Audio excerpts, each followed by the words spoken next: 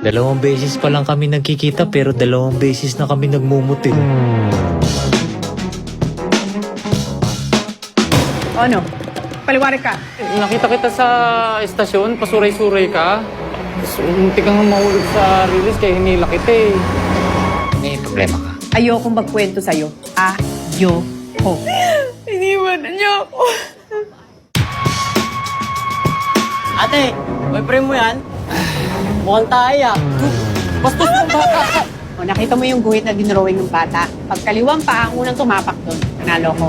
Okay. Pagkanan. Okay, panalo sige game. ako. Ano premyo? Sakpal. Kaliwa yan. Kanan yan. Kanan Tingnan yan. mo, tingnan mo yung lakad. Kanan. Hindi ko nakita eh. Uy, tama na, tama na.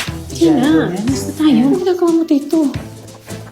Buntis ako! At siya ang ama! Ano ba? Tingin mo ba? Malalim tong lawa na to. Hindi ko alam. Tignan mo nga. Ang labo pero gusto ko siyang tulungan. Parang gusto ko siyang gamutin. Ay na!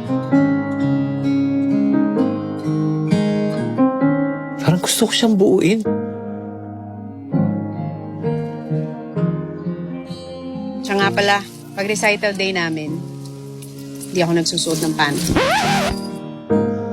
I believe na ako'y para sa'yo kahit na tayo ay pinaglayo. Ilang segundong titig lang yon, pero naramdaman ko may ibig sabihin na mga tingin niya sa akin. Di magsasawang I love you. Pasensya ka na sa lahat! Akala ko kasi kaya ko na magmahal ulit!